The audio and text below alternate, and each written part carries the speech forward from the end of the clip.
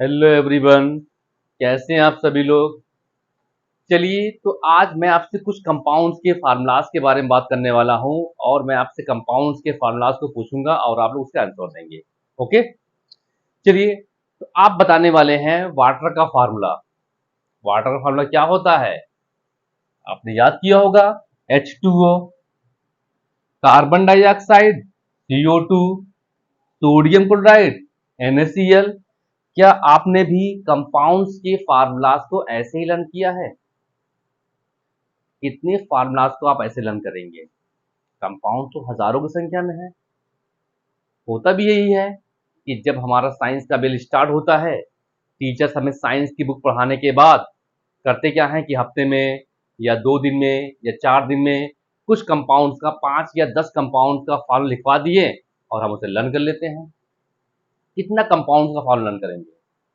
हम करते क्या है कि पीछे से कंपाउंड्स का फॉर्मूला लर्न करते हैं और आगे से भूलते रहते हैं, है कि नहीं? हमारे से यही होता रहता है। तो हमें कंपाउंड्स का फार्मूला लर्न ना करना पड़े, कुछ ऐसी ट्रिक सीखी जाए। तो हाँ, आज मैं आपके लिए कुछ ऐसी ही ट्रिक लेकर आया हूं जिससे आप जो है कुछ बेसिक कंपाउंड जिनका हम डेली यूज करते हैं, क्लास 6 से लेकर के 12th की बुक में जो है ऐसे कंपाउंड्स आते रहते हैं, उन्हीं कंपाउंड्स के फार्मूलाज को बनाने की ट्रिक लेकर आया हूं। हाँ, आज का मेरा टॉपिक क्या है? केमिकल फार्मूला, यानी कि how to make chemical formula, यानी कि जो है कंपाउंड्स के फार्मूलाज को कैसे बनाते हैं। ठीक है। इस ट्रिक को सीखने के बाद आप भी कुछ ही सेकंडों में किसी भी कंपाउंड का फार्मूला बना पाएंगे। ओके।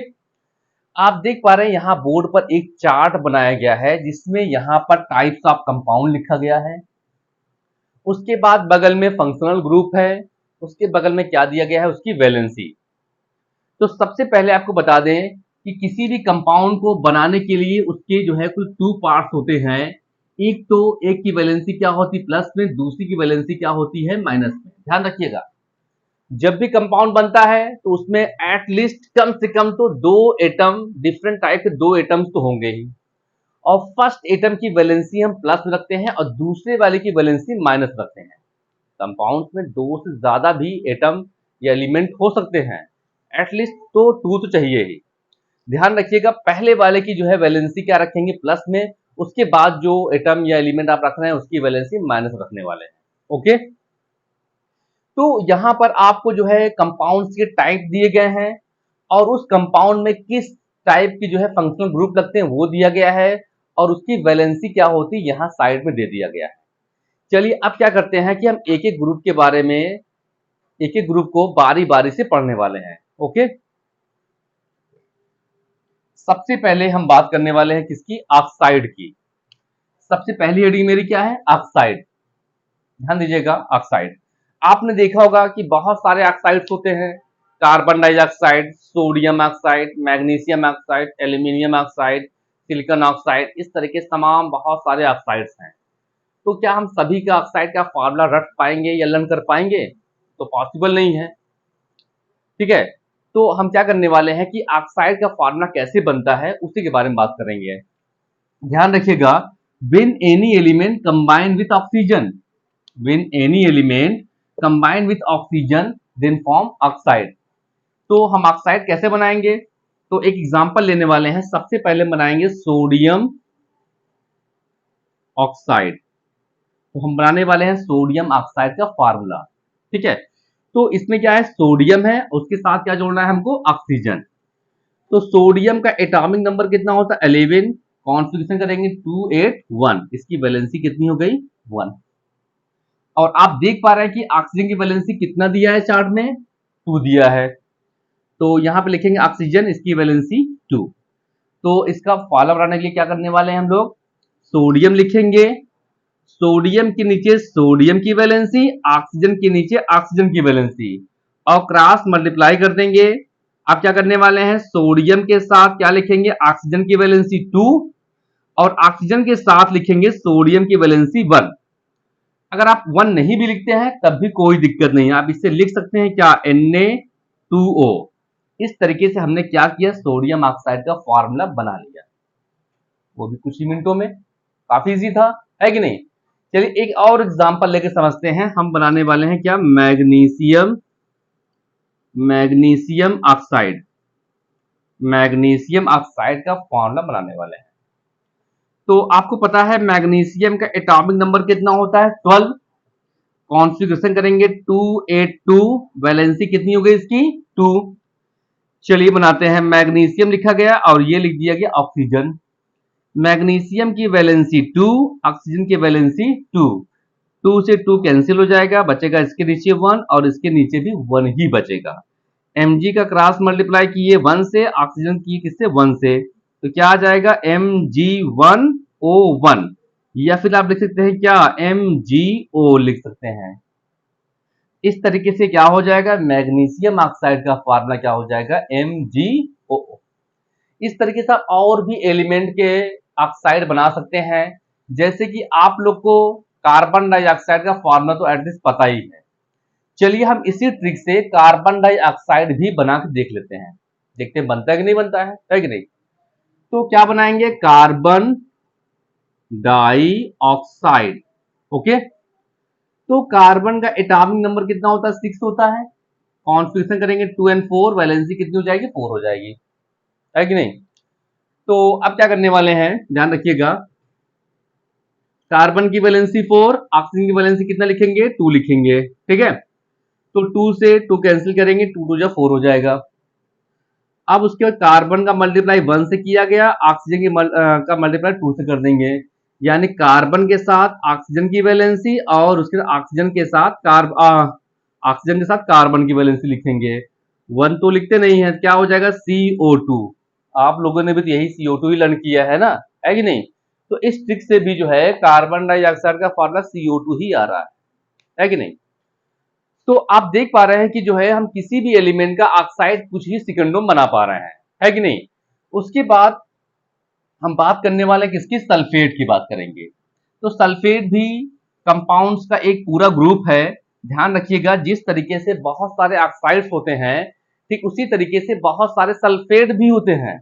बहुत सारे सल्फेट भी होते हैं, जैसे sodium sulphate, hydrogen sulphate, magnesium sulphate, calcium sulphate, lithium sulphate, इस तरीके से बहुत सारे सल्फेट भी होते हैं। तो हम सल्फेट कैसे बनाएंगे, आइए बनाते हैं। तो सबसे पहला एग्जांपल हम सोडियम का ही लेने वाले हैं। क्या बनाएंगे, सोडियम सल्फेट बनाने वाले हैं, ठीक है।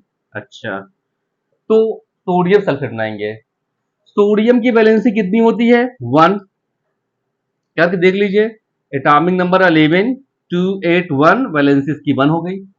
और ऑक्सीजन सल्फेट की वैलेंसी वहां पर 2 दिया है पहले से ही, है कि नहीं। तो ये लिखा गया सोडियम, और सोडियम के नीचे सोडियम की वैलेंसी SO4 ग्रुप से कंबाइन कराने वाले हैं, और इसकी वैलेंसी दी है कितना, 2। क्रॉस मल्टीप्लाई करेंगे तो क्या हो जाएगा, Na2SO4। ओके, इसी तरीके से अगर आप मान लीजिए आपको बनाना है कैल्शियम सल्फेट बनाना है, ठीक है। चलिए हम लोग कैल्शियम सल्फेट को भी बना लेते हैं, ठीक है। कैल्शियम सल्फेट, कैल्शियम का एटॉमिक नंबर होता है 22882, यानी कि वैलेंसी कितनी हो जाएगी इसकी, 2, और SO4 की वैलेंसी 2 है। ये लिखा गया कैल्शियम, कैल्शियम के नीचे वैलेंसी 2, SO4 इसकी वैलेंसी 2, 2 से 2 कैंसिल हो जाएगा, बचेगा 1 1। क्रॉस मल्टीप्लाई करेंगे तो क्या बनेगा, CaSO4। इस तरीके से हमने क्या बनाया, कैल्शियम सल्फेट का फार्मूला क्या है, CaSO4। तो आप केवल सोडियम या कैल्शियम का ही सल्फेट नहीं, बल्कि आपके पास जितने भी मेटल्स या एलिमेंट्स हैं सबका सल्फेट बना सकते हैं। बस कंडीशन क्या है कि आपको सभी एलिमेंट के एटॉमिक नंबर्स लर्न होने चाहिए। एटॉमिक नंबर के साथ साथ आपको इलेक्ट्रॉनिक कॉन्फ़िगरेशन भी करना आना चाहिए। उसके बाद आपको वैलेंसी भी निकालना आना चाहिए। यानी क्या करना है आपको, एटॉमिक नंबर लर्न करना है, जो कि आप पीरियोडिक टेबल से इजीली लर्न कर सकते हैं। उसके बाद आपको इलेक्ट्रॉनिक कॉन्फ़िगरेशन करना आना चाहिए। अगर आपको आता है तो अच्छी बात है, नहीं आता है तो मेरी पिछली वीडियोस में इलेक्ट्रॉनिक कॉन्फ़िगरेशन करना सिखाया गया है। उसके बाद आपको वैलेंसी निकालना आना चाहिए। अगर आपको वैलेंसी निकालने आती है तो ठीक है, नहीं आता है तो आपको केमिस्ट्री वेंचर पर ही जो है वैलेंसी निकालने की वीडियो दी गई है, आप वहां देख करके वैलेंसी निकालना सीख सकते हैं। ओके, तो इस तरीके से क्या हो गया, ऑक्साइड हो गया, सल्फेट हो गया। फिर हम बात करने वाले हैं किसकी, नाइट्रेट की।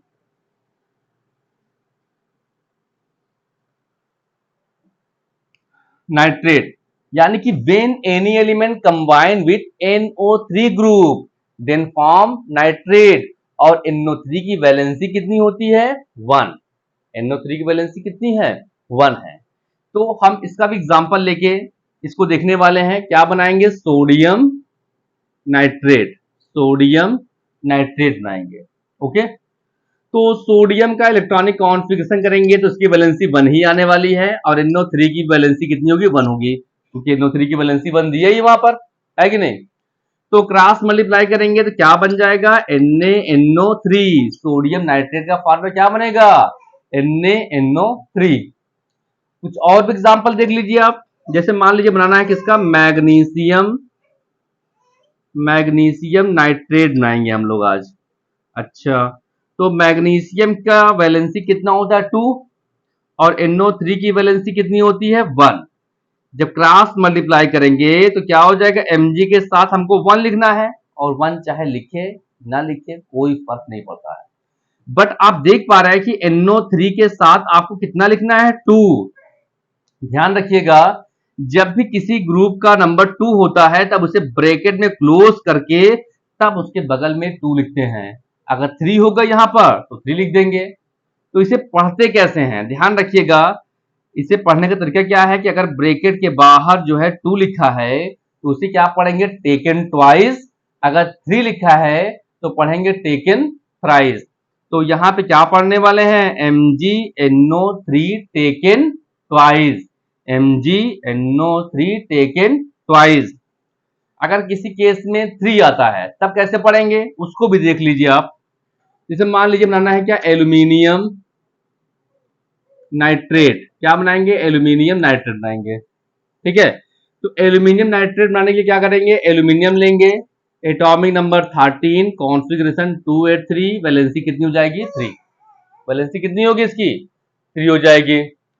और आपको पहले से पता है कि NO3 की वैलेंसी कितनी होती है, 1 होती है।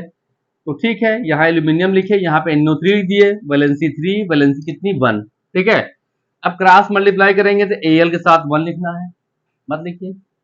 NO3 के साथ कितना लिखना है, आप देख पा रहे हैं 3 लिखना है। तो आप क्या करेंगे इस केस में, NO3 को ब्रैकेट में क्लोज करेंगे और उसके साइड में क्या लगा देंगे, 3 लगा देंगे। पढ़ने का तरीका क्या है, AlNO3 का टेकन थ्राइस, ये क्या बन गया, एल्यूमिनियम नाइट्रेट। ठीक है, इस तरीके से आप लोगों ने देखा कि हमने यहाँ पे 3 तरह के कंपाउंड्स बनाए, और हर बार क्या कर रहे हैं कि कोई भी एक एलिमेंट ले ले रहे हैं, कोई भी एक इलेक्ट्रोपॉजिटिव एलिमेंट ले ले रहे हैं, कोई भी एक इलेक्ट्रोपॉजिटिव एलिमेंट ले रहे हैं, और उसके साथ जो है जिस तरह का हमें कंपाउंड बनाना है हम उसके हिसाब से फंक्शनल ग्रुप लेके उसके वैलेंसी के बीच में क्रॉस मल्टीप्लाई कर दे रहे हैं, और वो कंपाउंड हम बना ले रहे हैं कुछ ही मिनटों में, है कि नहीं। हमारा क्या क्या हो गया, ऑक्साइड, सल्फेट, नाइट्रेट हो चुका है। आप इसी तरीके से हाइड्रोक्साइड बना सकते हैं। क्या करने वाले हैं, कोई भी एक इलेक्ट्रोपॉजिटिव एलिमेंट लिए, उसका कॉम्बिनेशन किससे करवा देंगे, OH से, इसकी वैलेंसी 1 दिया ही है कि नहीं। ऐसा मान लीजिए सोडियम हाइड्रोक्साइड बनाना हुआ, Na का किससे करा देंगे, OH से, क्या बन जाएगा, NaOH। उसी प्रकार हाइड्राइड है, यहाँ पर एलिमेंट का कॉम्बिनेशन करवाएंगे हाइड्रोजन के साथ, इसकी वैलेंसी यहाँ पे 1 दिया हुआ है। ठीक है, तो आप लोग करना क्या है कि इस पूरे चार्ट को नोट कर लेना है। ओके, इस चार्ट को नोट कर लेंगे और उसके बाद इन फंक्शन ग्रुप को लर्न कर लेंगे। ठीक, और उसके बाद इनकी वैलेंसीज को भी लर्न कर लेंगे, और आप खुद ही क्या करेंगे, क्रॉस मल्टीप्लाई करके आप इन 13 टाइप के 13 टाइप के कंपाउंड्स को आप खुद ही अपने आप से बना लेंगे, है कि नहीं। काफी इजी है ये। तो क्या करने वाले हैं, इस चार्ट को नोट करेंगे आप, और खुद जो है हाइड्राइड, नाइट्रेट, सल्फाइड, कार्बोनेट, इस तरह के जो है कंपाउंड्स को बना के प्रैक्टिस करेंगे। ओके, इस तरीके से ये वीडियो कंप्लीट हुई। Thank you.